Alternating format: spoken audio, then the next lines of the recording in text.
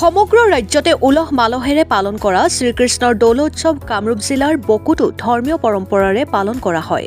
বকুস্থিত আঞ্চলিক শ্ৰীমন্ত শংকৰদেৱ নামঘৰ পৰিচালনা সমিতিৰ উদ্যোগত পালন কৰা হয় দৌলোৎসৱ। ইফালে বকু আঞ্চলিক শ্ৰীমন্ত শংকৰদেৱ নামঘৰ পৰিচালনা সমিতিৰ সভাপতি তথা প্ৰাক্তন বিধায়ক জ্যোতিপ্ৰসাদ দাস আৰু সম্পাদক তথা দক্ষিণ কামৰূপ ছোৱালী মহাবিদ্যালয়ৰ অধ্যক্ষ ডক্টৰ নৰকান্ত অধিকাৰীয়ে জনোৱা মতে নামঘৰৰ লগত জড়িত প্ৰতিগৰাকী বাপ বান্ধৱ আৰু আই মাতৃৰ সহযোগত নামঘৰত আয়োজন কৰা হয় দৌলোৎসৱৰ কাৰ্যসূচী। দৌলোৎসৱৰ পৰম্পৰা অনুসৰি ভাগৱত স্থাপন, প্ৰাৰ্থনা, নাম প্ৰসংগ, ঘোষানাম, সমূহীয়াভাৱে হোলীৰ আবিৰ প্ৰদান আৰু ৰং ধেমালি। শেষত প্ৰসাদ বিতৰণ আৰু হোলী গীত পৰিৱেশন কৰা হয়।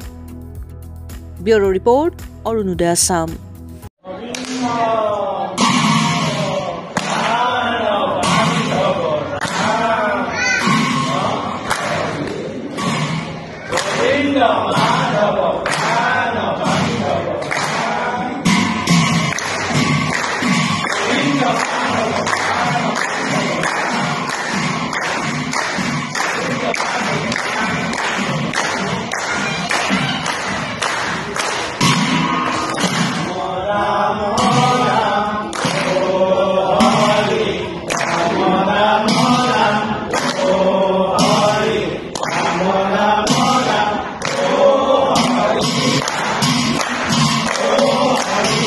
আজি সমগ্ৰ অসমতে নামঘৰসমূহত দৌলোৎসৱ উদযাপন কৰিছে। বকো আঞ্চলিক শ্ৰীমন্ত শংকৰদেৱ নামঘৰ উদযাপন পৰিচালনা সমিতিও দৌলোৎসৱ পাতিছে। ভক্তি ভৰা এটা শুভেচ্ছা দিয়ক।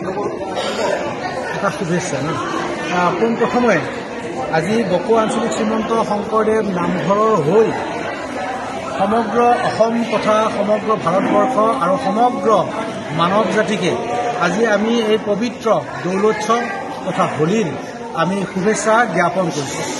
আৰু এই দৌলোৎসৱ আমি আমাৰ বকো আঞ্চলিক শ্ৰীমন্ত শংকৰদেৱ নামঘৰত এই নামঘৰ প্ৰতিষ্ঠা হোৱা কালৰে পৰা আজি 50 বছৰে পালন কৰি অহা হৈছে।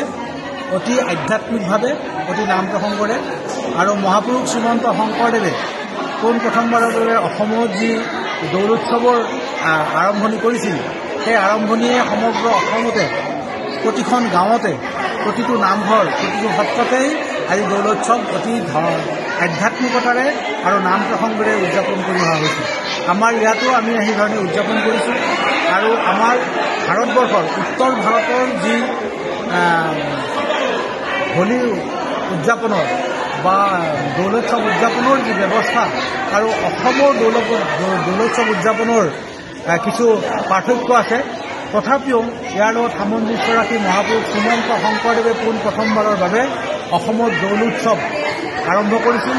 আৰু সেই পৰম্পৰা অনুসৰিয়ে আমি গুৰু যোজনাক স্মৰণ কৰাৰ লগতে ভগৱান শ্ৰীকৃষ্ণক আমি আজি স্মৰণ কৰি নাম প্ৰসংগৰে আমি দৌলোৎসৱ উদযাপন কৰিছোঁ। ভক্তপ্ৰাণ ৰাইজে সকলোৱে ভগৱান শ্ৰীকৃষ্ণৰ ওচৰত, গোবিন্দৰ ওচৰত সকলোৱে শিৰ নত কৰি নতজানু হৈ পেলাই প্ৰাৰ্থনা জনাইছে যাতে সমগ্ৰ মানৱ জাতিয়ে ইয়াৰ দ্বাৰা উপকৃত হয়।